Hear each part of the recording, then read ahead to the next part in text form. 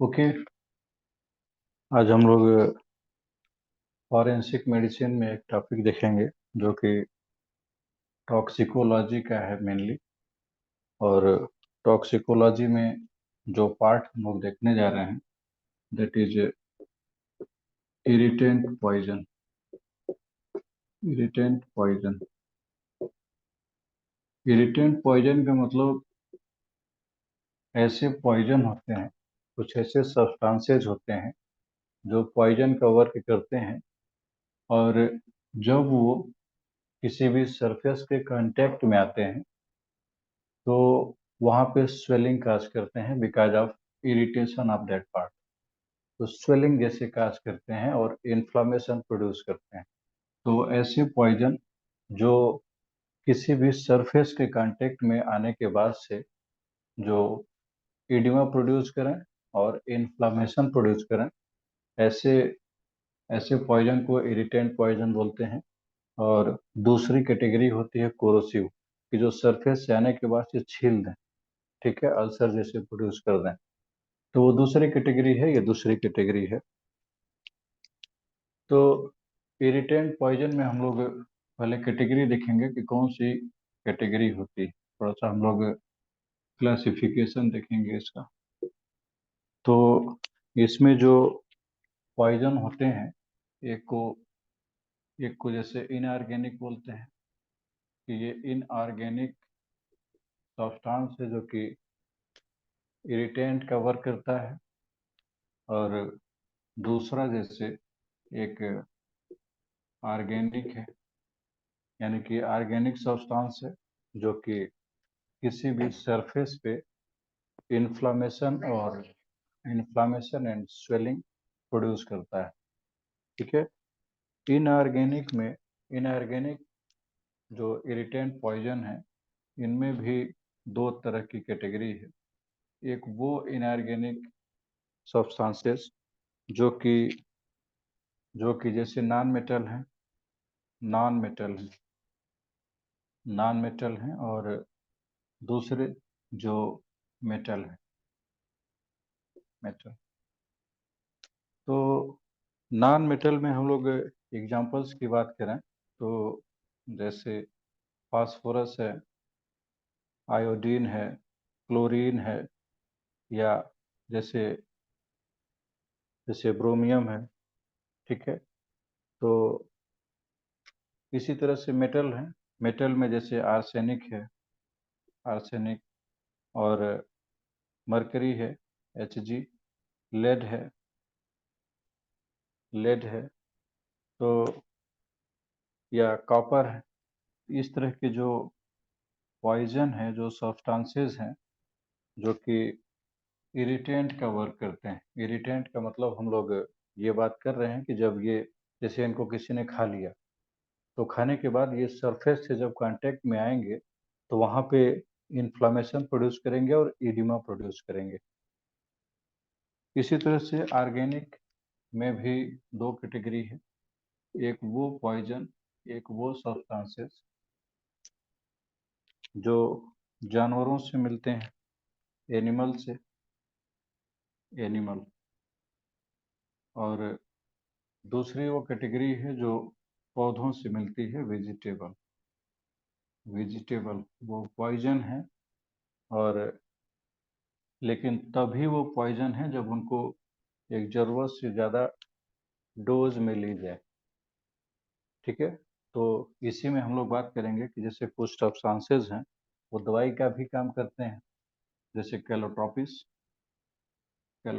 है, या castor castor, या जैसे क्रोटॉन टिग या अर्गाट कैप्सिकम।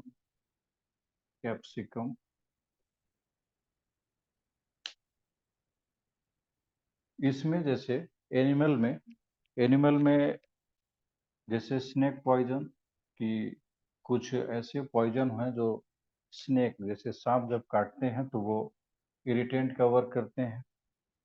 और कुछ जैसे स्कॉर्पियन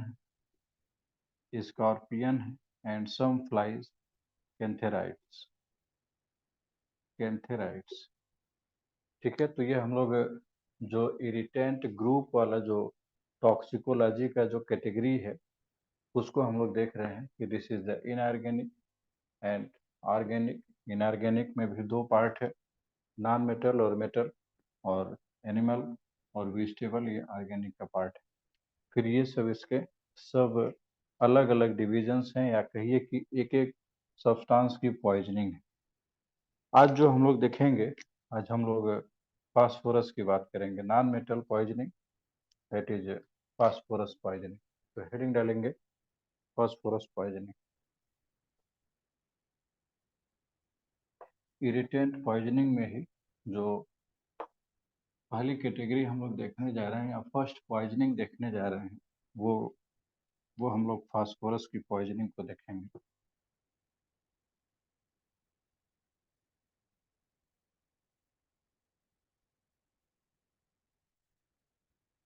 हेडिंग डालेंगे phosphorus poisoning. Phosphorus poisoning.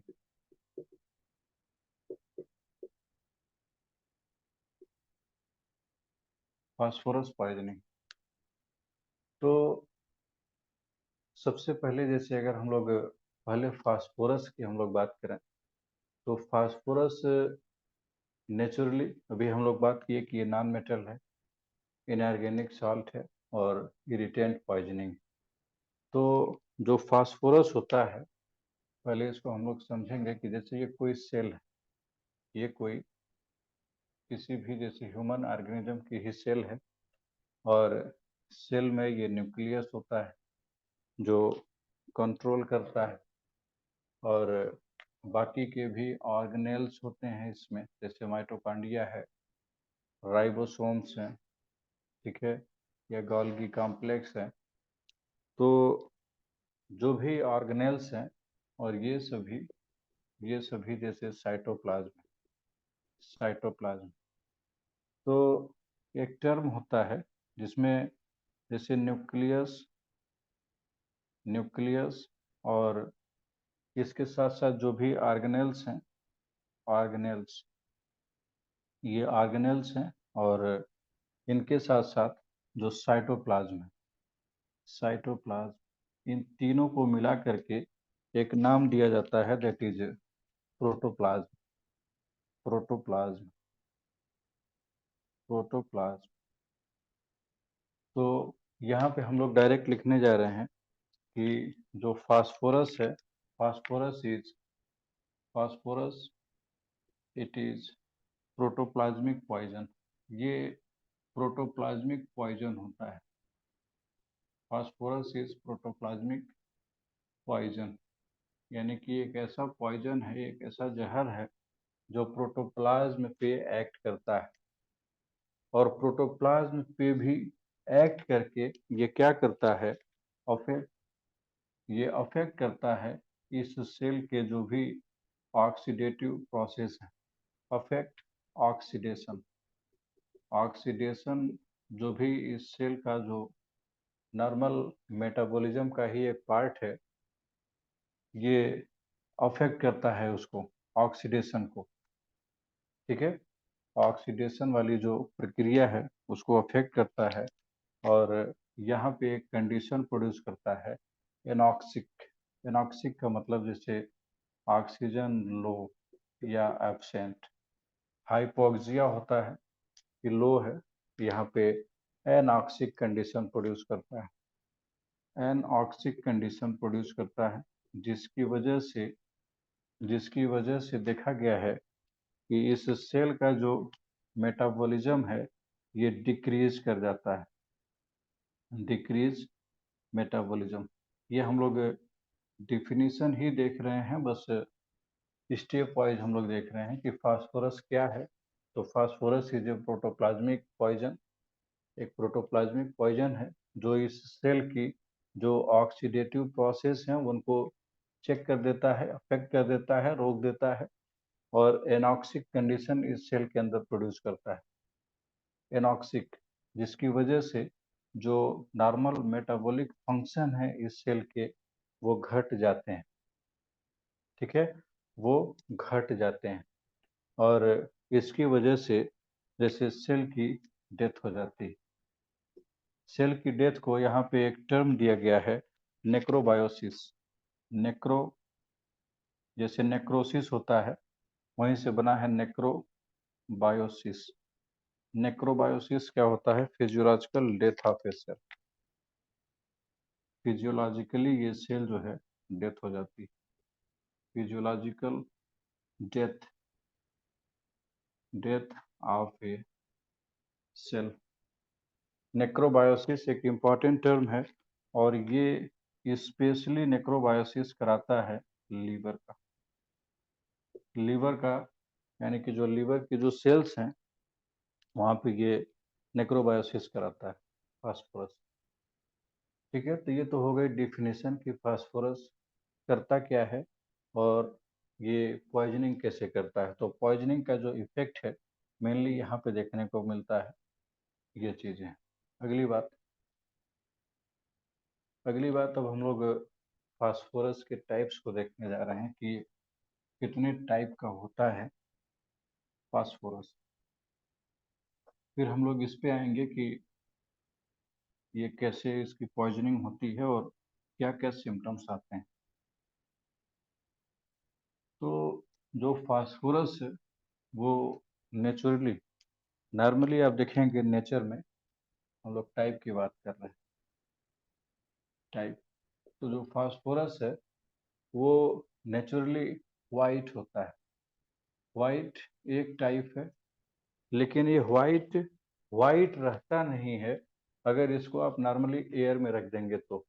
Air के कांटेक्ट में आने पे ये ऑक्सीडाइज हो जाता है और ये जो है येलो कलर का हो जाता है। तो इसीलिए इसका नाम है कि वाइट या येलो फास्फोरस।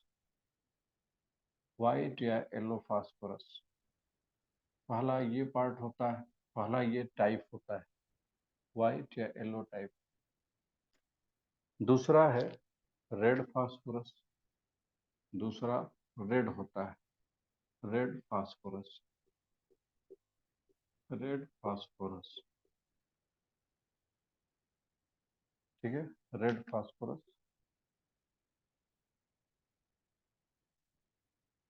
अब बात आती है कि ये कौन से सॉलिड फॉर्म में, सॉलिड दोनों होते हैं, सॉलिड दोनों रहते हैं, लेकिन जब आप इनका सॉलिड फॉर्म को स्टडी करते हैं कि कौन से सॉलिड फॉर्म में ये प्रेजेंट होते हैं नेचुरली, तो ये क्रिस्टलाइन सॉलिड होते हैं। क्रिस्टलाइन, क्रिस्टलाइन सॉलिड होते हैं और सॉलिड की ही एक वैरायटी होती है जिसमें मॉलिक्यूल्स प्रॉपर नहीं अरेंज होते हैं, उसको एमार्फस बोलते हैं कि these are the amorphous solid. ये एमार्फस सॉलिड है, ठीक है। अभी हम लोग नॉर्मल बात कर रहे हैं। सॉल्युबिलिटी की बात करें अगर हम लोग कि ये कब घुलते हैं कब नहीं घुलते हैं इस चीज में, तो जो वाइट या येलो फास्फोरस है बेसिकली येलो के ही नाम से जाना जाता है क्योंकि ये वाइट फॉर्म में एग्जिस्ट नहीं करता है। अब जरा सा भी एयर के कांटेक्ट में आता है तो ये येलो ही हो जाता है, ठीक है। तो ये फ्रीली सॉल्युबल है, फ्रीली सॉल्युबल है, freely soluble in carbon disulphide में, not oxide. Carbon disulphide में ये फ्रीली सॉल्युबल है और थोड़ा सा soluble sparingly, sparingly, sparingly soluble, यानी कि स्पेरिंगली का मतलब बहुत हल्का सा और फ्रीली का मतलब बिल्कुल बहुत तेजी से जैसे घुल जाता है। कार्बन डाई सल्फाइड में बहुत तेजी से घुलता है इसलिए freely soluble, and Sprüngli soluble का मतलब इससे हल्का सा घुलता है और हल्का सा ये जो घुलता है ये अल्कोहल में घुलता है हल्का सा, ठीक है। दूसरी बात, ये इनसॉल्युबल होता है, इनसॉल्युबल है, इनसॉल्युबल होता है इन वाटर। पानी में ये नहीं घुलता है।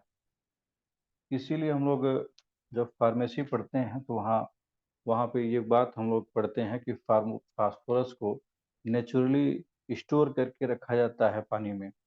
पानी में इसलिए रखते हैं क्योंकि ये इनसॉल्युबल है, घुलता नहीं है, और दूसरा ये एयर के कांटेक्ट में भी नहीं आता है।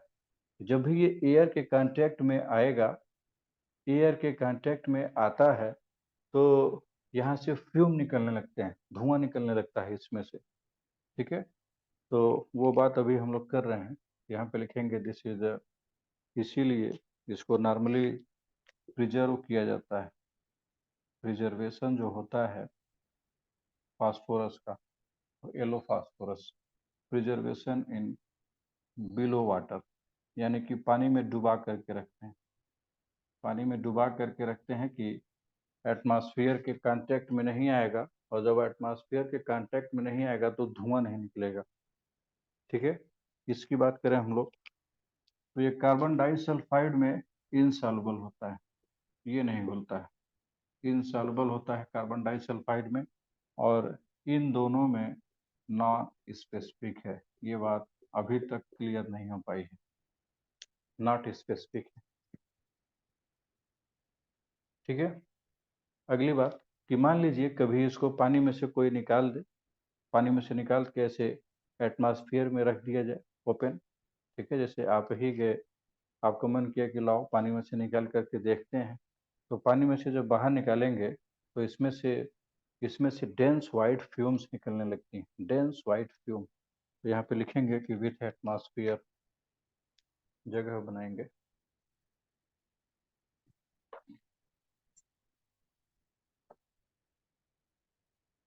आप इसके नीचे ही लिखिएगा कि एटमॉस्फेयर के साथ कभी जब इसकी रिएक्शन होती है तो क्या होता है, तो ये रिलीज करता है, इट रिलीज, जब ये एटमॉस्फेयर के कांटेक्ट में आता है तो डेंस वाइट कलर की, बहुत डेंस, एकदम धुआं धुआं कर देता है, dense white fume, dense white fume. ठीक है, जैसे मान लीजिए कि ये फास्फोरस है, इतना है, आपने इतना ही निकाला है, तो ये पूरा पूरा एकदम धुआं धुआं कर रहा है, पूरा यहाँ से फ्यूम निकल रही है, पूरा फ्यूम निकल रही है, पूरा फ्यूम निकल रही है। लेकिन जब आप ध्यान से देखेंगे तो यहाँ से हल्की सी एक फ्लेम निकलती, फ्लेम, जैसे आग हो। ठीक है, तो हल्की सी रहती है ये, और ये जो फ्लेम होती है, ये ल्यूमिनिसेंट इसको बोलते हैं, कि जैसे बस चमक रही हो, बस जैसे चमक रही हो। और इसकी खास बात ये ल्यूमिनिसेंट होती है, कि जैसे चमक रही हो। ठीक है, ल्यूमिनेसेंट एक इम्पॉर्टेंट प्रॉपर्टी है वाइट फास्फोरस की, कि जब भी इसे अंधेरे में आप देखेंगे, अंधेरे में देखेंगे तो जैसे लगता है कि इसमें से लाइट निकल रही है, लाइट निकल जाती है। ठीक है, जैसे केमिस्ट्री में हम लोग पढ़ते हैं कि घोस्ट प्लेस, कि कभी आप जा रहे हैं अंधेरे में और कहीं वाइट फास्फोरस पड़ा हुआ है, तो उसमें से ऐसी लाइट निकलती है कि लोग डर जाते हैं कि ऐसे घोस्ट है, घोस्ट भूत है। ठीक है, तो ये प्रॉपर्टी येलो फास्फोरस की होती है। ठीक है, स्पेशली जैसे अगर आप किसी ऐसे एरिया से गुजर रहे हैं जहाँ पे जैसे डेड बॉडीज को जलाया जाता है, ठीक है, तो वहाँ पे इस तरह की चीज़ें अक्सर देखने को मिलती हैं। लुमिनिसेंट एक इम्पॉर्टेंट प्रॉपर्टी है, जब लोग खा लेते हैं पॉइजनिंग में तो उनके स्टूल में भी इस तरह की प्रॉपर्टी मिलती है, तो जो स्टूल है उसको अंधेरे में ले जा करके देखेंगे तो चमकता है, ये खास बात है। उल्टी करते हैं, उल्टी भी चमकती है, अंधेरे में ले जाके देखेंगे। ठीक है, ल्यूमिनेसेंट प्रॉपर्टी होती है, ये बहुत इंपॉर्टेंट डायग्नोस्टिक फीचर होता है। और जो कलर होता है इस फ्लेम का, ये जैसे पेल येलो कलर का होता है, पेल येलो कलर की ये जो फ्यूम होती है। ठीक है, और एक और ख़ास बात, ये जो फ्यूम महकता है, इसमें जो ओडोर होती है, ओडोर, दिस इज गार्ली लाइक, ये बहुत इंपॉर्टेंट लाइन है, कि जैसे जैसे लहसुन होता है, जैसे गार्लिक होता है, लहसुन महक रहा हो। ठीक है, कि लोग बताते हैं कि यार साहब जैसे जैसे लहसुन या कई बार लोग बताते हैं कि आजकल जैसे लग रहा है बहुत ज़्यादा प्याज खा लिए हैं, इतना गैस पास हो रहा है, इतना गैस पास हो रहा है। जब ये तब होता है जब किसी को फास्फोरस की पॉइजनिंग होती है। तो लोग बताते हैं कि जैसे प्याज जैसे बहुत बहुत हवा निकल रही है, एकदम जैसे प्याज उसमें महक है, ठीक है, और इसमें कोई भी फ्यूम नहीं निकलते हैं, नो फ्यूम्स।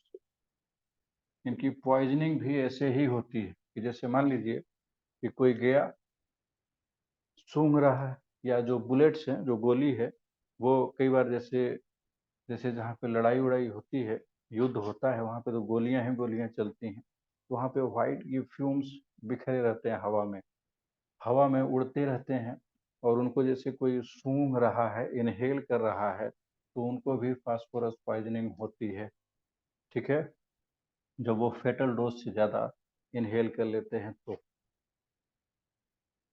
एक और बात, ये टॉक्सिसिटी की अगर हम लोग बात करें कि कौन सा खतरनाक होता है, तो ये टॉक्सिक होता है, ये खतरनाक होता है, और ये नॉन टॉक्सिक होता है, ये नॉन टॉक्सिक होता है। इसका एक एग्जाम्पल है, जैसे जो माचिस की मैच स्टिक्स होती हैं, मैच स्टिक्स, जो माचिस जो जलाई जाती है, उस पे आप देखेंगे, जैसे ये मैच स्टिक है तो यहाँ पे किनारे ये जो रेड रेड रहता है, जिसको रगड़ के जलाते हैं, वो रेड फास्फोरस ही होता है, लेकिन कुछ और भी कंपाउंड उसमें ऐड किए जाते हैं, ठीक है। तो कई बार ऐसा भी देखा गया है कि कुछ इम्प्योरिटी के फॉर्म में येलो फास्फोरस भी उसमें रहता है, ठीक है। तो क्योंकि ये पॉइजनिंग देखी गई थी, जो कुछ वर्कर्स थे पुराने समय में, कुछ वर्कर्स दो, जहाँ पे मैच स्टिक्स बनते थे, माचिस बनाने वाली फैक्ट्री थी, तो उसमें इम्प्योरिटी भी थी येलो फास्फोरस की, और इसमें से वाष्प निकलता है कि हर बार जब बहुत ज़्यादा नहीं है क्वांटिटी में, तो एकदम इतना धुआं नहीं निकलेगा कि दिखे, तो ये इवापोरेट जैसे हो रहा था। तो जो वर्कर्स थे वो इनहेल कर रहे थे उस फ्यूम को, तो उन वर्कर्स में ये बात देखी गई थी कि फास्फोरस की जो पॉइजनिंग है उसके सिम्टम्स आ रहे थे। अब बात ये है कि क्यों हम लोग यहाँ पढ़ रहे हैं, एफएमटी में, फॉरेंसिक मेडिसिन में क्यों इसको पढ़ रहे हैं, इसको और जगह क्यों नहीं पढ़ लेते, ठीक है, कि जैसे मेडिसिन में ही देख लिया जाए, या मेडिसिन का मतलब प्रैक्टिस ऑफ मेडिसिन, या पैथोलॉजी में देख लिया जाए, ठीक है। तो यहाँ पे लिखेंगे मेडिको लीगल एस्पेक्ट, कि मेडिको लीगल एस्पेक्ट क्या है इसके, क्यों हम लोग यहाँ पे देख रहे हैं, या हम लोग का सिलेबस ऐसा क्यों बनाया गया है कि फॉरेंसिक में देखना है इसको, ठीक है। तो पहली बात ये है कि जैसे कुछ फायर वर्कर्स होते हैं, कि जैसे मान लीजिए कि पटाखा जो बनता है, फायर क्रैकर्स, ये फैक्ट्री है इनकी, फायर क्रैकर्स हैं, इनकी फैक्ट्री है, और ये जैसे ये जैसे फायर क्रैकर्स हैं, फैक्ट्री में पटाखे बन रहे हैं, पटाखे जो जलते हैं, जो फोड़े जाते हैं, तो कई बार उन फायर फायर जो वर्क्स हैं उनमें फास्फोरस होता है, तो कई बार जो वर्क कर रहे हैं लोग, उन लोगों में इसकी पॉइजनिंग देखी जाती है, ठीक है, इसमें पॉइजनिंग देखी जाती है। और कई बार दूसरा जो वजह होता है, वो जो बच्चे होते हैं, बच्चे कई बार पटाखों को खा लेते हैं, खा जाते हैं, ठीक है, जैसे रखा हुआ है, अब उनको नहीं पता, तो बच्चों की आदत होती है कि हर बार कुछ भी पाए मुंह में ही उसको डाल लिए, तो ऐसे में उन बच्चों को फास्फोरस की पॉइजनिंग होती है। या कई बार कई बार जैसे जैसे चूहे मारने वाली जो दवाई है, ठीक है, कि जो जैसे जैसे चूहों को मारा जाता है, ठीक है, रैट, या कई बार जो होती हैं ये इंसेक्टिसाइड्स, कीड़ों को मारने वाली जो दवाएं हैं, इंसेक्टिसाइड, ठीक है, तो इसमें फास्फोरस ही मेन कंपाउंड होता है। तो कई बार लोग या तो एक्सीडेंटल एक्सीडेंटल खा लेते हैं, यानी कि जानबूझ करके नहीं किए, बस हो गया। जैसे बच्चे हैं वो जानबूझ करके तो नहीं करते, ठीक है, लेकिन जैसे मान लीजिए कि पटाखा कहीं रखा हुआ था या खा लिए, ठीक है, या जैसे कई बार होता है कि लोग सुसाइड के लिए या अब जान दे देंगे, और घर में मान लीजिए कि चूहों को मारने वाली दवाई रखी गई है, खा लिए। ये केसेस केसेस जो है रिकॉर्डेड केसेस हैं कि कई बार ऐसे हुआ है ये केस कि लोग जो है फीटल डोज इसकी हम लोग यही बात ही कर लें कि जो फीटल डोज होती है, फीटल डोज का मतलब कि वो उतना डोज जिससे ज़्यादा खाने पे पेशेंट की डेथ हो जाती है, हो सकती है मोस्टली। तो फीटल डोज जो इसकी होती है दैट इज 60 से लेकर के 120 मिलीग्राम तक होती है। कई बार जैसे चूहे मारने वाली दवाई रखी गई है या कीड़ों को मारने वाली दवाई है या खेतों में डालने वाली जो इंसेक्टिसाइड्स हैं उनमें फास्फोरस होता है, मेनली येलो फास्फोरस। तो जैसे खा लिया किसी ने खा लिया जानबूझ करके या किसी ने खिला दिया, होमिसाइडल भी होता है, ठीक है। तो जैसे 200 मिलीग्राम खा लिए, रेट का पेस्ट है, चूहे मारने वाली दवाई, तो लोग बताते हैं कि यार सब बहुत गैस वैस बन रहा है, और जो आ रहा है ना गैस आ रहा है उसमें जैसे प्याज एकदम प्याज की महक आ रही है। ये बात हम लोग की जो सोर्स बुक है, जो तारीख की बुक है, उसमें केस रिकॉर्ड लिखा गया है ये, ठीक है। क्रॉनिक केसेस में एक और बात है कि कई बार क्रॉनिक पॉइजनिंग होती है। क्रॉनिक पॉइजनिंग की धीरे धीरे जहर दिया जाता है, धीरे धीरे। तो इसको जब धीरे धीरे दिया जाता है तो या तो चाय में मिला करके देते हैं लोग, या तो कॉफी में मिला करके देते हैं, या जैसे सूप है सूप है, ये बात भी रिकॉर्ड की गई है। आप देखेंगे तो वहाँ पे लिखा गया है कि लंदन में एक केस हुआ जिसमें वहाँ पे हॉस्टल के स्टूडेंट्स को चाय में मिला करके ये रैट चूहे मारने वाली दवाई दी जाती थी। बाद में पकड़े गए तो 12 महीने की जेल हुई थी, ठीक है। तो ऐसा भी होता है कि कई बार जो पॉइजनिंग होती है, पॉइजनिंग वो बहुत ज़्यादा डोज नहीं होती, बस लोग थोड़ा थोड़ा सा जैसे दे रहे हैं, चाय में मिला करके थोड़ा थोड़ा सा दिया जा रहा है या सूप में मिला करके। तो फीटल डोज इतना होता है कि जब इससे ज़्यादा हो जाएगी डोज तो इनकी जान जा सकती है। एक और बात कि फीटल पीरियड होता है, फीटल पीरियड की जैसे कितने दिन या कितने टाइम के बाद ये ये रिस्की है या जान जा सकती है। तो लिखा गया है कि विद इन जैसे 24 आवर, 24 घंटे के अंदर इसके सिम्टम्स आने लगते हैं, लेकिन लेकिन देखा गया है कि जनरली 1 हफ्ते लग जाते हैं नॉर्मल कंडीशन में। जैसे एक्यूट सिम्टम्स आने लगे 24 आवर में ही सिम्टम्स आने लगते हैं तुरंत।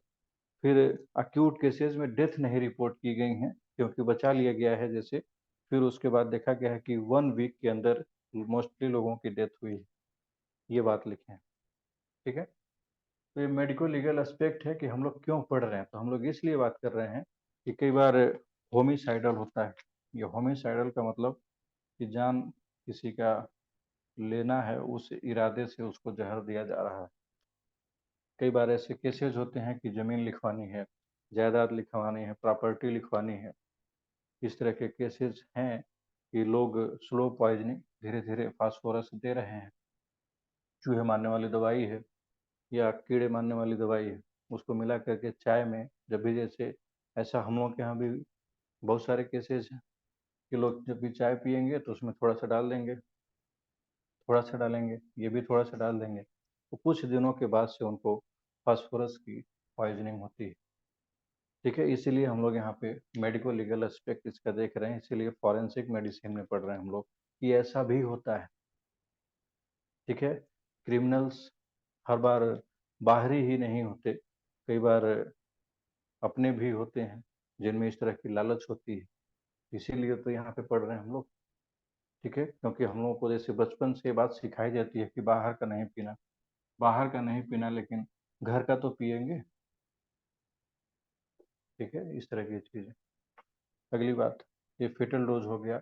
इसके बाद लोगों को कुछ सिम्टम्स आने लगते हैं, कुछ परेशानियां होती हैं कि जिसमें ये खाया जा रहा है, और जैसे मान लीजिए एक ही दिन कहीं चूहे मारने वाली दवाई रखी गई थी या इंसेक्टिसाइड है। कई बार होता है कि लोग मार्केट से दवाई खरीद के लाए कि खेतों में आजकल बहुत कीड़े पड़ जा रहे हैं, उसको मारने के लिए दवाई लेकर के आए, और कोई पी गया वो भी 120 मिलीग्राम से ज़्यादा, तो उसको सिम्टम्स आने लगते हैं। यहाँ पे लिखेंगे सिम्टम। सिम्टम को दो पार्ट में क्लासिफाई किया गया है।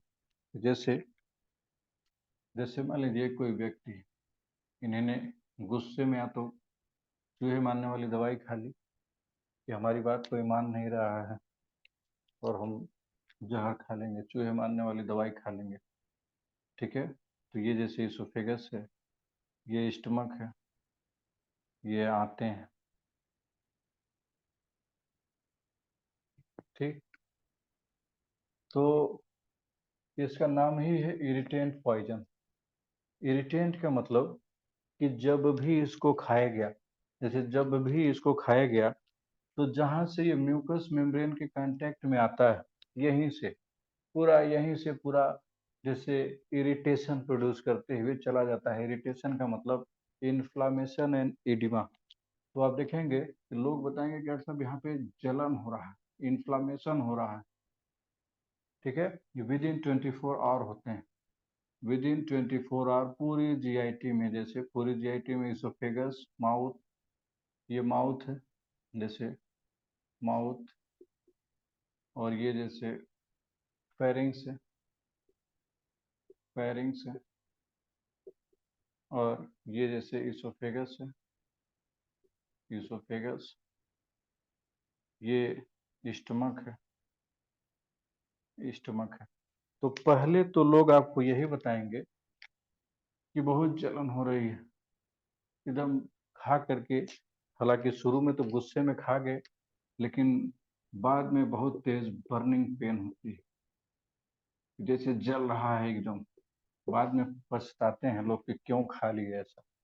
बर्निंग पेन वहां पे भी जहां जहां से गया है, वहां वहां से। हम लोग अभी बात करेंगे हम लोग कि ऑटोप्सी में या पोस्टमार्टम में हम लोग क्या चीज पाते हैं, तो कैसे पता लगाते हैं कि फास्फोरस की ही पॉइजनिंग है। तो यही सब चीजें देखी जाती हैं। देखेंगे कि विसरा ये सब जो है, इसमें इसमें जो है पूरा ये इन्फ्लामेशन हो गया है। स्टमक में ये बर्निंग हो गई है, बर्निंग पेन एकदम हो रहा है, एकदम जलन हो रहा है, बर्निंग पेन हो रहा है। और जब यहाँ आता है कंटेंट, जो भी जैसे फास्फोरस को इन्होंने खाया है, चूहे मारने वाली जो दवाई है उसमें फास्फोरस है, तो यहाँ जब आता है, तो यहाँ आने के बाद लीथल डोज में खाई गई है। ठीक है, लीथल का मतलब जो जान ले लेगी। तो यहाँ से ये हेमरेज भी कराने लगती है, यहाँ से ब्लड भी आने लगता है, हेमरेज। हेमरेज, यही सब सिम्टम मेट्रिया मेडिका में लिखे गए हैं, ये हेमरेज फ्रॉम ऑल ऑरिफिसेस। ठीक है, तो ये हेमरेज भी प्रोड्यूस करती है, और यहाँ पे पेन भी होने लगता है, बर्निंग पेन। तो यहाँ पे लोग बताएंगे कि ऐसा उल्टी जैसा लग रहा है, क्योंकि जब कंटेंट यहाँ स्टमक में पहुंचता है, तो नॉर्मली जैसे एक बॉडी का एक सुरक्षा सिस्टम है कि पहले पहले बाहर फेंको, बॉडी जैसे पहचान जाती है कि ये तो बाहरी चीज है, ये पॉइजन है। तो उल्टी जैसा लगता है या उल्टी हो जाती है, उल्टी हो जाती है। ठीक है, पोस्टमार्टम, ये पोस्टमार्टम फाइंडिंग में, नॉट पोस्टमार्टम, पोस्टमार्टम डिलीवरी हो जाएगा, पोस्टमार्टम की बात यहाँ पे हम लोग कर रहे हैं। पोस्टमार्टम में आपको मिलेगा कि ये पूरा जैसे यहाँ पे बर्निंग हुई है, कहीं कहीं पे छिल जाता है, कट जाता है, कोरोडिटी कहीं कहीं पे हो जाती है, पहली चीज। तो जो वो उल्टी होगी, वोमिटिंग होगी, तो लोग बताते हैं कि यार साहब ये ब्लड ब्लड की वजह से जैसे डार्क कलर का होता है, डार्क कलर की वोमिटिंग हो रही है, जैसे फ्रेश ब्लड नहीं है, जम गए, क्लॉट कर गया है। दूसरी बात, इस वोमिटिंग की दूसरी खास बात, ये लूमिनस होता है, ये सब करेक्टरिस्टिक हैं जो एग्जाम में पूछे जाते हैं। लुमिनस का मतलब कि अगर आप इसको अंधेरे में ले जा करके वोमिटिंग को देखें, या पेशेंट ऐसे रूम में वोमिटिंग कर रहा है जहाँ पे लाइट ही नहीं है तो चमकता है, फिर उल्टी चमक रही है जहाँ जहाँ गया है कि दिखता है कि यहाँ उल्टी वहाँ वहाँ गई है, लुमिनस। और तीसरी बात कि इसमें महक होती है, जैसे गार्लिक लाइक, गार्लिक जैसे लहसुन महक रहा हो, प्याज महक रहा हो, वैसा महकता है उल्टी। और पेशेंट के मुंह से भी, माउथ से भी, क्योंकि खाए तो यहीं से हैं और यहाँ से खाए हैं तो यहाँ से गार्लिक लाइक स्मेल आती रहती है, गार्लिक लाइक स्मेल आती रहती है। ठीक है, ये हम लोग अक्यूट की बात कर रहे हैं, acute poisoning. Acute poisoning, poisoning को दो पार्ट में डिवाइड किया गया है। एक तो वो पार्ट कि जो बस खाने भर की वजह से हुआ है। ठीक है, खाने भर का मतलब यहाँ पे है कि local local irritant action, local irritant action. Local irritant action का मतलब जहाँ जहाँ वो सब्सटेंस गया है वहाँ वहाँ पे इरिटेशन प्रोड्यूस किया है। दूसरा है क्रॉनिक, तो क्रॉनिक में इस वजह से नहीं है बल्कि थोड़ा थोड़ा दिया गया है और वो एब्जॉर्ब हो रहा है, तो एब्जॉर्प्शन की वजह से क्रॉनिक है। तो अभी हम लोग क्रॉनिक की अलग से बात करेंगे कि क्रॉनिक पॉइजनिंग, धीरे धीरे पॉइजन दिया जा रहा है या लिया जा रहा है। स्टमक तक बात हो गई। फिर फिर जैसे इनको इनको डायरिया भी होने लगता है, कि जैसे आंतों की धुलाई चालू हो जाती है कि अरे बाहर से कुछ आ गया है, टॉक्सिक आ गया है, धुलो धुलो इसको बाहर निकालो। तो इनको जब डायरिया होता है, डायरिया डायरिया तो इस डायरिया की भी खास बात वही होती है, ये भी लुमिनस होता है। ये अंधेरे में आप ले जा करके देखेंगे तो ये लुमिनस कैरेक्टरिस्टिक है। लुमिनस जो है इसको हाईलाइट कर लेंगे, लुमिनस और गार्लिक, ये कैरेक्टरिस्टिक है। तो लुमिनस होता है, ठीक है। एक नाम दिया गया है जब चमकता है किसी का, जैसे मान लीजिए कोई स्टूल पास किया, कोई स्टूल अंधेरे में पास किया, ठीक है, कि जैसे गए थे उस जमाने में जब इसकी पॉइजनिंग हुई थी तो इतनी ज़्यादा जैसे टॉयलेट्स नहीं थे, ठीक है, या मान लीजिए पेशेंट बाहर ही गया है, तो लोग ये देखते हैं कि इनको जो पेट खराब हुआ है ना, वो चमक रहा है, जैसे उसमें से लाइट निकल रही है, लाइट निकल रही है, जैसे धुआं निकल रहा है, जैसे आग लगी हुई है। इसीलिए एक और नाम दिया गया है यहाँ पे, स्मोकी स्टूल सिंड्रोम। इम्पॉर्टेंट है, कई बार पूछा जा चुका है। स्मोकी स्टूल सिंड्रोम कौन सी बीमारी में मिलता है? कि जो स्टूल है उसमें से धुआं निकल रहा है, जैसे आग लगी हुई है, चमक रहा है, स्मोकी स्टूल सिंड्रोम। ये इम्पॉर्टेंट है, ये कई बार पूछा जा चुका है। ये अक्यूट फास्फोरस पॉइजनिंग में मिलता है, स्मोकी स्टूल सिंड्रोम। ल्यूमिनस होता है और गार्लिक लाइक स्मेल इसमें भी होती है, जैसे प्याज और लहसुन ज़्यादा खा लिए हैं, ऐसा ऐसा महक रहा होता है। ठीक है, धीरे धीरे ये डायरिया बढ़ती जाती है और ये भी देखा गया है कि इन पेशेंट्स की जान भी जा सकती है, डेथ में अकर, जरूरी नहीं कि जा ही जाए, जान चली ही जाए, लेकिन जा भी सकती है। बिकॉज ऑफ जैसे पेशेंट कोलैप्स कर जाते हैं, बिकॉज ऑफ जैसे बहुत ज़्यादा पानी का लॉस हो गया, कोलैप्स कोलैप्स कर जाते हैं।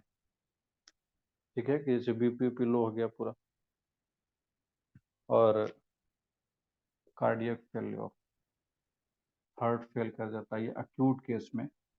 लेकिन ये बहुत रेयर होता है, रेयर होता है।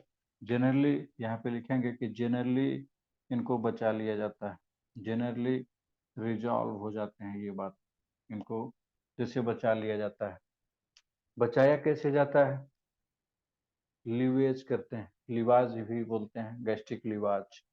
करते क्या है, यही हम लोग थोड़ी सी बात कर लें तब आगे बढ़ेंगे कि और भी सिम्टम है इसमें। ठीक है, तो गैस्ट्रिक लिवाज क्या होता है, थोड़ी सी यही बात कर लें कि गैस्ट्रिक लिवाज में हम लोग क्या करते हैं। तो गैस्ट्रिक लिवाज में एक पाइप डाली जाती है, ठीक है, जैसे मान लीजिए एक अलग से इमेज बनाएंगे। जैसे मान लीजिए ये पेशेंट है, इन्होंने इन्होंने गुस्से में आकर के फास्फोरस खा लिया, चूहे मारने वाली दवाई। ठीक है, तो करते क्या है कि यहाँ पे फास्फोरस आया है, तो ये हम लोग जानते हैं कि ये जो नेजल चेम्बर है और ये पैलेट, ये दोनों फेरिंग्स में मिलती हैं। तो यहाँ से एक पाइप डालते हैं, पतला सा पाइप होता है, नाप लेते हैं कि पाइप की साइज तो स्टमक तक पहुंच जा रही है। उसके बाद यहाँ से एक पाइप डालते हैं, पतला सा पाइप होता है। पेशेंट से कहते हैं कि घोंटते रहिए ताकि ये पाइप नीचे जाए, घोंटते रहें। और घोंटते जब रहते हैं तो यहाँ पे जब पाइप पहुंच जाता है तो इसमें इसमें इंजेक्शन लगा रहता है, एक इंजेक्शन लगाए रहते हैं, उससे खींचते हैं। ठीक है, उससे खींच खींच करके जो भी पूरा ये खाए हैं उसको बाहर निकाला जाता है। इसको बोलते हैं गैस्ट्रिक लवाज। ठीक है, तो या तो गैस्ट्रिक लवाज करते हैं, और ये तभी इफेक्टिव होता है किसी भी पॉइजनिंग में विदिन 24 आवर।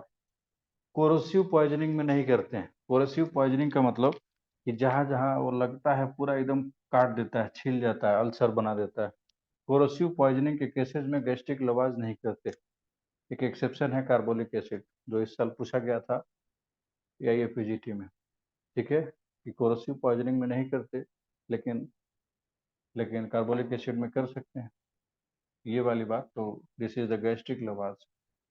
एक और बात, KMNO4 देते हैं। ट्रीटमेंट वाला पार्ट हम लोग यहीं देख ले रहे हैं, हालांकि अभी क्लिनिकल अभी सिम्टम्स देखने हैं। ये ट्रीटमेंट वाला हिस्सा है। एक तो गैस्ट्रिक लिवाज, एक तो KMNO4 पोटेशियम परमैंगनेट देते हैं। ठीक है, जो कि इसका एंटीडॉट माना जाता है, एंटीडॉट फास्फोरस का, जिसके असर को खत्म करता है KMNO4। जनरली आपको गैस्ट्रिक लिवाज कराने की जरूरत नहीं पड़ती। जनरली ज्यादातर केसेस में देखा गया KMNO4 है ये।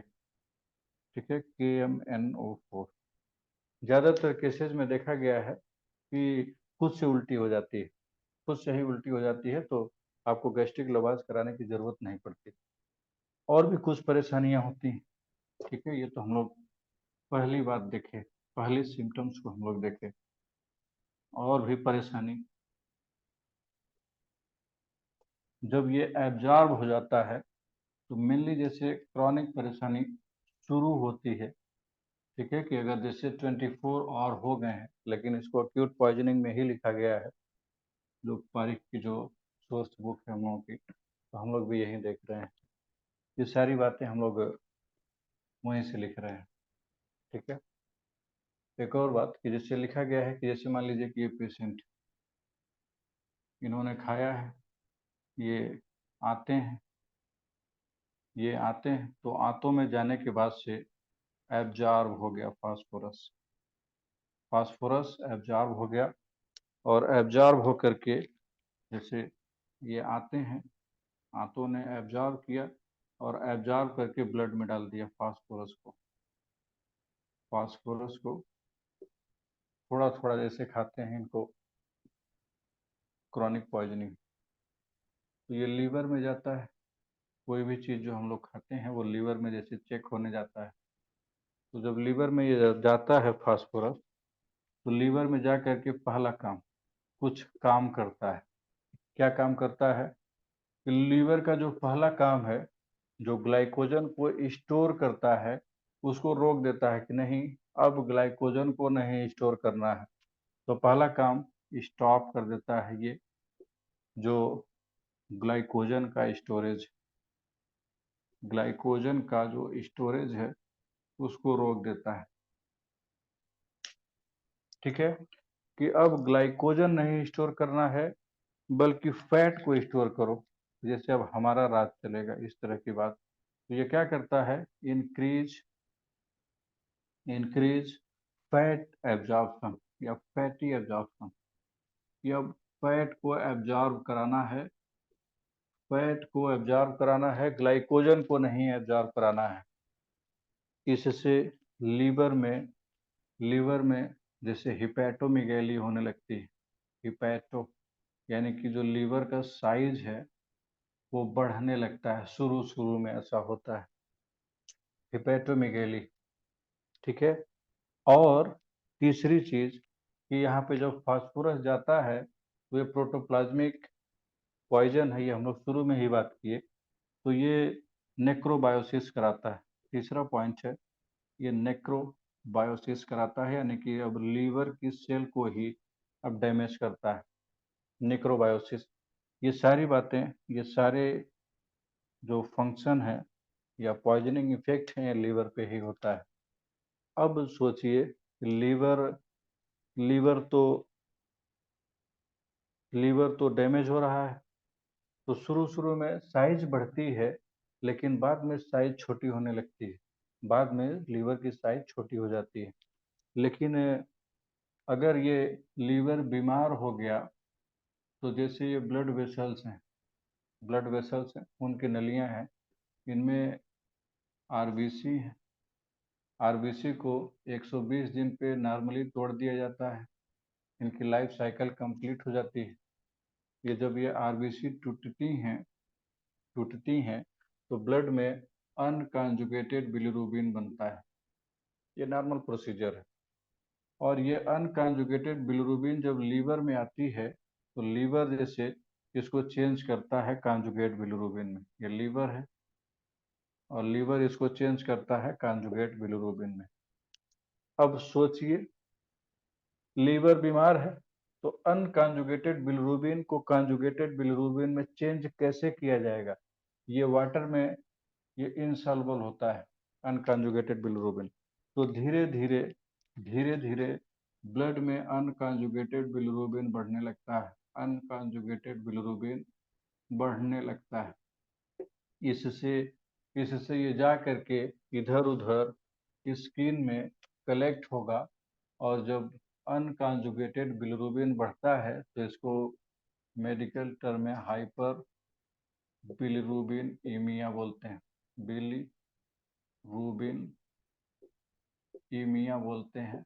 सिंपली इसको ब्रैकेट में करेंगे, क्योंकि हम लोग पैथोलॉजी या मेडिसिन नहीं पढ़ रहे हैं, हम लोग फॉरेंसिक पढ़ रहे हैं, तो यहाँ पे लिखेंगे पेशेंट को जॉन्डिस हो जाता है, पीलिया हो जाता है, जॉन्डिस पीलिया हो जाता है। और इस पीलिया के साथ साथ ये स्किन में जा करके जब कलेक्ट होते हैं ये अनकॉन्जुगेटेड बिलिरुबिन, तो लोग बताते हैं कि ऐसा खुजली हो रहा है, परप्यूरा खुजली हो रहा होता है, इचिंग इचिंग हो रही होती है। ठीक है। तो लीवर को अफेक्ट करने की वजह से यहाँ पे जॉन्डिस मिलेगी और इचिंग मिलेगी और नेक्रोबायोसिस मिल रही है। ठीक है।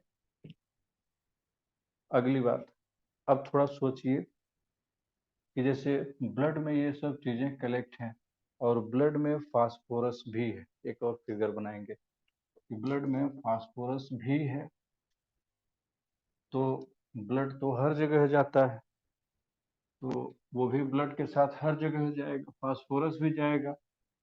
ठीक है। तो जाएगा तो हर जगह, लेकिन जो ज्यादा इफेक्ट यहाँ पे देखने को मिलेगा जहाँ पे इसकी छनाई होगी, जहाँ पे फिल्टरिंग होगी। तो फिल्टरिंग जैसे ये किडनी है, किडनी में ही इसकी छनाई होती है। ये जैसे नेफ्रॉन्स है, नेफ्रॉन्स है। तो ये जैसे ब्लड है, मान लीजिए ये ब्लड है, ये ब्लड है, और ये जा रहा है फिल्टर होने, किडनी ही छानती है, फिल्टर करती है, किडनी ही फिल्टर करती है। ठीक है। और इसमें जो है फास्फोरस भी है, फास्फोरस अपनी जो फीटल डोज है उससे ज़्यादा है, फास्फोरस है, पूरा फास्फोरस ही फास्फोरस है। उसके साथ साथ अनकॉन्जुगेटेड बिलिरुबिन भी बढ़े हुए हैं। ठीक है। तो जब ये फास्फोरस पहुंचता है यहाँ पे फिल्टर होने, यहाँ पे, तो ये यहाँ पे डैमेज करता है, जो ग्लोमेरुलर ऑपरेटस है यहाँ पे, ये ये जैसे यहाँ पे डैमेज कैच करता है तो लोग बताएंगे कि डॉक्टर साहब ब्लड आ रहा है, यूरिन में, पेशाब में ब्लड आ रहा है, ठीक है। और यहाँ से वो भी प्रोटीन छनने लगती हैं, फिल्टर होने लगती हैं, जो नॉर्मली फिल्टर नहीं होती, जैसे अल्ब्यूमिन जो नॉर्मली ब्लड में रहती है, ये भी यहाँ से डैमेज होने लगता है, जो फिल्ट्रेशन यूनिट है ग्लोमेरुलस। तो पेशेंट के ब्लड में, यूरिन में आप देखेंगे अल्ब्यूमिन आने लगता है, अल्ब्यूमिन आने लगता है। और ये भी देखा गया है कि ग्लूकोज आने लगता है, और ग्लूकोज के आने को हम लोग शुगर बोलते हैं कि शुगर आ रहा है। शुगर शब्द यूज कर रहे हैं, पारिक में शुगर ही लिखा गया है। तो ये तो शुरू में होता है, ठीक है। शुरू का मतलब जस्ट विद इन 2-4 घंटे अभी हुए हैं। लेकिन याद करिए कि जब ये ग्लोमेरुलर्स डैमेज होते जाएंगे, ये डैमेज हो गए फास्फोरस की वजह से, तो जब ये डैमेज हो गए तो फिल्टर कहाँ से होगा, और जो फिल्टर ही नहीं होगा तो यूरिन कम हो जाएगा। और यूरिन जब कम हो जाएगा less than 400 ml in 24 hour, तो इस कंडीशन को हम लोग बोलते हैं ऑलिगो यूरिया, यानी कि पेशेंट को अब यूरिन बहुत कम हो रहा है। और ऑलिगो यूरिया ये अक्यूट रीनल फेल्योर का सिम्टम है कि किडनी फेल हो रही है, किडनी फेल होने का सिम्टम। ये शब्द यूज नहीं किया गया है, वहाँ पे ऑलिगो यूरिया लिखा गया है, लेकिन ये होता यही है, ठीक है ना। ये बात हम लोग जानते हैं, हैरिसन में लिखा गया है। जैसे कोई कहे कहाँ से बोल रहे हैं, ये हैरिसन में लिखा गया है, मेडिसिन में अक्यूट रीनल फेल्योर में, if if urine output less than 400 ml in 24 hour, तो ऐसे में ओलिगो यूरिया बोलते हैं। और ये अक्यूट रीनल फेल्योर का इंडिकेशन है। जब किसी को आधा लीटर से भी कम यूरिन हो रहा है 24 घंटे में, तो अक्यूट रीनल फेल्योर। इससे क्या होगा, इससे ये होगा कि जो किडनी जो वेस्ट मटेरियल को छान रही थी, फिल्टर कर रही थी, वो भी नहीं कर पाएगी। तो यहाँ पे जो वेस्ट मटेरियल हैं वो सब बढ़ने लगेंगे, वेस्ट मटेरियल जैसे क्रिएटिनिन, यूरिया, ये सब बढ़ने लगेंगे। तो यही ब्लड यही ब्लड तो ब्रेन को भी जाता है। तो जब ब्रेन में ये ब्लड जैसे जाएगा तो कुछ सिम्टम्स आने लगेंगे। यही ब्लड जैसे इसमें, ये तो इसमें वेस्ट मटेरियल बहुत ज़्यादा है, तो इससे तीसरी, ये तो दूसरी बात हो गई कि this is the renal manifestation, kidney का ये मैनिफेस्टेशन है, किडनी पे ये परेशानी होती है। तीसरा नर्वस मैनिफेस्टेशन, कि जब ब्रेन पे क्या परेशानी होगी, नर्वस मैनिफेस्टेशन। तो लोग आपको बताते हैं कि डॉक्टर साहब सर में दर्द हो रहा है, frontal headache, frontal headache, frontal headache हो रहा है। और आजकल डॉक्टर साहब नींद नहीं आ रही है हमको, इंसोम्निया, रात रात भर जगते रह जा रहे हैं, नींद नहीं आ रही है, ठीक है। कान में सीटियां बजती हैं, रिंगिंग इन ईयर, कान में जैसे सीटियां बज रही हैं। और इसके साथ साथ डॉक्टर साहब कुछ कभी कभी ना सही से दिखता नहीं है, विजन विजन इम्पेयरमेंट है, धुंधला जैसे दिख रहा है। और आजकल डॉक्टर साहब क्रैम्प पड़ते हैं, मसल्स जैसे ऐंठ जाती है, रात में जब सोते हैं ना तो हमारा पैर जैसे बहुत तेजी से ऐंठ जाता है, ठीक है। और कई बार पैरालिसिस भी हो सकती है, लकवा भी मार सकता है। यही सब सिम्टम तो फास्फोरस में पढ़ते हैं हम लोग, मैट्रिया मेडिका में। जो टॉक्सिकोलॉजिकल इफेक्ट हैं, वही वही तो उस दवाई के क्यूरेटिव इफेक्ट हैं, ठीक है। तो जैसे pathogenetic power of a medicine is the curative power, तो जो बीमारी प्रोड्यूस करने की जो क्षमता है, तो ये होता है अक्यूट केस में ये चीज, ठीक है।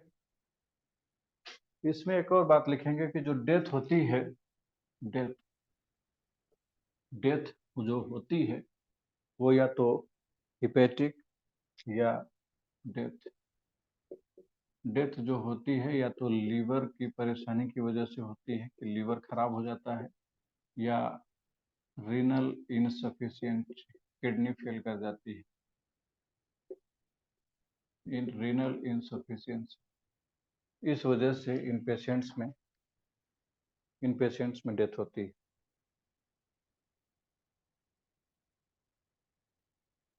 अगली बात, क्रॉनिक पॉइजनिंग।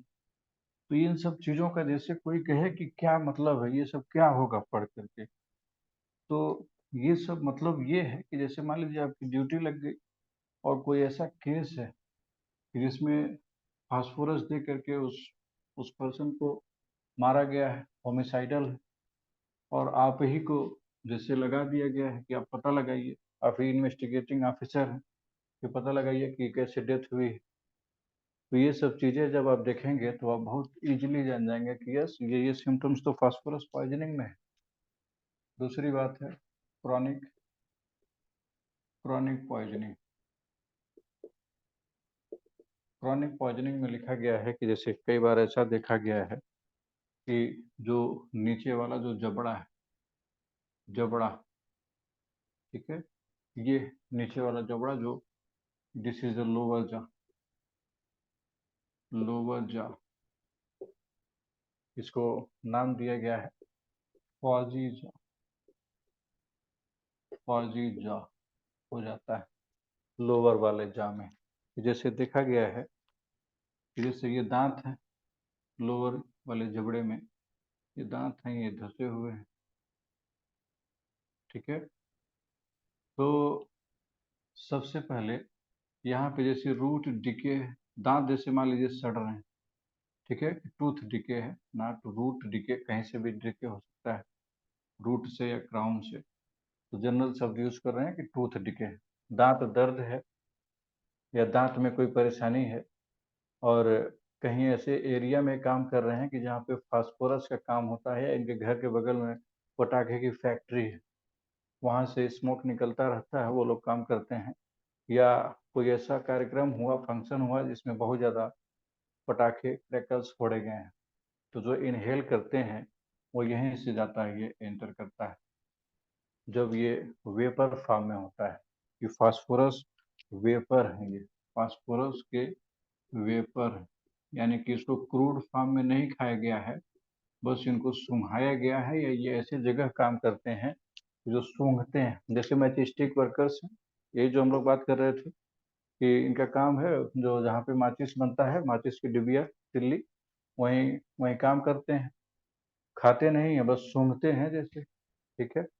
तो उस सूंघने की वजह से जो फर्स्ट सिम्टम अपीयर होता है, पेन इन टूथ, कि दांत में दर्द होने लगता है। पूछा जाए अगर कि फर्स्ट सिम्टम क्या है, फर्स्ट सिम्टम, तो पहला सिम्टम है कि इन पेशेंट्स में दांतों में दर्द होने लगता है, दांतों में दर्द होने लगता है। उसके बाद ये जो जबड़ा है इसमें स्वेलिंग हो जाती है, पूरा ये स्वेलिंग हो जाती है। जैसे ये पेशेंट है तो ये आपसे बताएंगे कि यार साहब, ये जो जबड़ा है ना, ये यहाँ पे सूजन हो गया है, स्वेलिंग ऑफ जा, स्वेलिंग ऑफ जा, ये बातें मैट्रिया मेडिका में भी है, स्वेलिंग ऑफ जा है। और जो दांत हैं वो ढीले हो गए हैं, लूजनेस ऑफ टीथ। लोग बताते हैं कि यार साहब दांत देखिए, दांत पहले हमारे कितने तगड़े थे, आजकल दांत हिल रहा है, दांत हिल रहा है, दांत में दर्द है और स्वेलिंग भी है। और कई बार ये जो बोन है, ये मैंडिबल में जैसे पूरी धंस जाती है, आर पार हो जाती है, sequestration of bone, sequestration of bone in mandible, bone in mandible, sequestration of bone in mandible, mandible जो बोन है, मैंडिबल, इन्हीं तीनों को मिला करके बोलते हैं कि फॉजीजा। फौजी जा, कई बार पूछा हुआ सिम्टम है कि फौजी जा कौन सी बीमारी में मिलता है, तो फौजी जा इसमें मिलता है।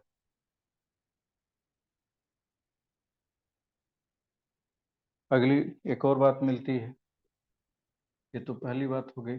दूसरी बात ऑस्टियोमिलाइटिस मिलती है। ऑस्टियोमिलाइटिस इन लोअर जा,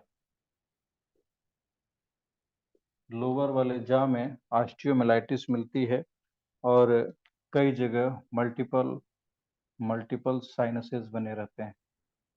मल्टीपल साइनस विथ फॉल पस, उसमें पस भरा रहता है, मवाद भरा रहता है, पस भरा रहता है। ठीक है।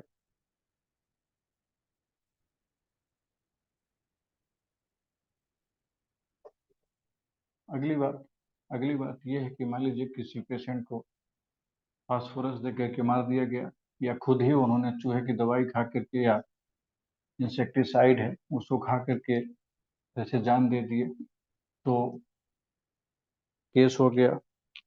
तो पता क्या चलेगा जब इसको इस केस को ले जाएगा जैसे पोस्टमार्टम हाउस, ठीक है, वहाँ पे जैसे बॉडी को जब डिसेक्ट किया जाएगा तो यहाँ पे लिखेंगे पोस्टमार्टम फाइंडिंग। तो उसमें क्या मिलेगा, पोस्टमार्टम फाइंडिंग। तो अगर जैसे जल्दी जल्दी ही डेथ हुई है और विद इन 24 आवर की बात है, विद इन 24 आवर, ये भी 24 घंटे भी नहीं हुए हैं डेथ हुए, तो आपको यहाँ पे आप देखेंगे जब, या जो भी पर्सन डिसेक्ट कर रहा होगा यहाँ पे उसको इरोजन दिखेगा पूरा, ये लाल लाल हो गया है, पूरा स्वेलिंग हो गई है। गैस्ट्रिक म्यूकोसा या पूरी ये जो म्यूकोसा है, जो म्यूकस की लाइनिंग है, ये पूरा रेड रेड स्वेलिंग हो जाएगी, ये मिलता है। ठीक है। माउथ से गार्लिक की स्मेल आती है। ठीक है, ये स्मेल आती रहती है, स्मेल आती रहती है। कि यहाँ पे आपको मिलेगा देयर इज रेडनेस, रेडनेस इन इन जैसे फेरिंग्स, फेरिंग्स। अब ये व्यक्ति तो जिंदा है नहीं जो आपको बताएगा कि दर्द हो रहा है, जलन हो रहा है, वो तो जो आप देख पाएंगे वही पता चलेगा। जैसे इसोफेगस, इसोफेगस पूरा, स्टमक और इंटेस्टाइन, इंटेस्टाइन। कई बार होता है कि समय ज़्यादा लग जाता है, विद इन 24 आवर ऑटोप्सी या नहीं हो पाया जैसे, ठीक है, तो कुछ समय बाद किया गया लेटर, बाद में, तो बाद में जो मिलेगा वो एक्सटर्नल, यानी कि बाहर से आपको क्या मिलेगा, और इंटरनल, अंदर से क्या मिलेगा। तो बाहर से आपको जॉन्डिस मिलेगा, पीलिया, और स्किन में हेमरेज आपको मिलेगा, स्किन में हेमरेज मिलेगा, हेमरेज। और केवल स्किन ही नहीं बल्कि ऑरिफिसेस से भी, ऑरिफिसेस का मतलब जो ओपनिंग है, जैसे नाक है, आंख है, या ये रेक्टम है, यहाँ पे भी आपको ब्लीडिंग के एविडेंसेस मिलेंगे, हेमरेज मिलेगा। ठीक है, जॉन्डिस मिलेगी और जैसे हेमरेज मिलेगा। ठीक है। इंटरनल में आपको फैटी डिजेनरेशंस मिलेंगे, क्योंकि फैट जैसे डिजेनरेट कर रहा है, क्योंकि फैट को ये जमा रहा था, और जब अब फैट डिजेनरेट कर रहा है तो ये आपको मिलेगा, कहाँ कहाँ मिलेगा, ये सब बहुत इंपॉर्टेंट पॉइंट है। फैटी डिजेनरेशंस मिलेंगे लीवर में, किडनी में, किडनी में, और हार्ट में मिलेगा, हार्ट में मिलेगा, और जो वॉलंटरी मसल्स हैं वहाँ पे भी मिलता है, वॉलंटरी मसल्स, वॉलंटरी मसल्स से मिलता है फैटी डिजेनरेशंस।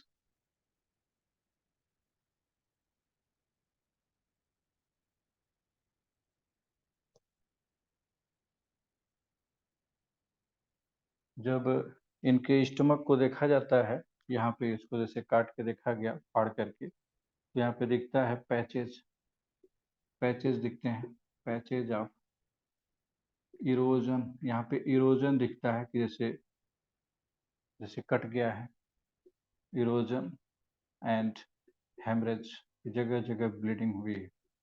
ये सब आपको पोस्टमार्टम फाइंडिंग में मिलता है। ठीक है, कई बार ऐसा भी होता है कि इन चीज़ों को कोर्ट में पेश करना होता है।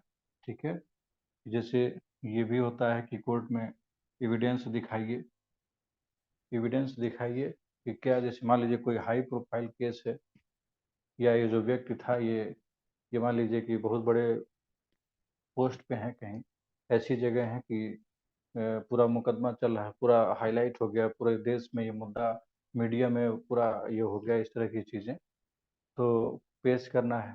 तो ऐसे में इस इन विसेरा को प्रिजर्व करके रखा जाता है सुरक्षित। तो इस बात को यहाँ पे लिखेंगे कि विसरा प्रिजर्व, इनको प्रिजर्व किया जाता है किस चीज़ में, यही पूछा जाता है। तो जो नॉर्मल सॉल्ट है, नॉर्मल सॉल्ट में इनको रखा जाता है, स्प्रिट में नहीं रखते हैं। ठीक है, ये इम्पॉर्टेंट है कि जो फास्फोरस की जो पॉइजनिंग है उसमें उसमें नॉर्मल साल्ट में रखते हैं। जैसे कोई कहे कि स्प्रिट में क्यों नहीं रखते, तो नॉट इन स्प्रिट, स्प्रिट में इसलिए नहीं रखते कि जो चमक है, जो फास्फोरस अंदर खाया गया है, उसमें एक ल्यूमिनस रहता है, चमक रहती है। ठीक है, वो लॉस्ट हो जाएगी अगर आपने स्प्रिट में रख दिया। तो ये तो ये तो एविडेंस आपने ही खत्म कर दिया, इस तरह की बात हो गई। और आपको तो एविडेंस को बचा करके रखना है ना, कोर्ट में पेश करना है। ठीक है, तो यहाँ पे ल्यूमिनिसिटी लॉस्ट हो जाएगी, इसलिए नॉर्मल साल्ट में इन विसरा को प्रिजर्व करके रखते हैं, इन विसरा को प्रिजर्व करके रखते हैं नॉर्मल साल्ट में। ठीक है, so this is phosphorus poisoning. अब इसके बाद की जो और भी पॉइजनिंग है उनको हम लोग आगे नेक्स्ट क्लास में करेंगे। तो आज के लिए इतना है। Thank you.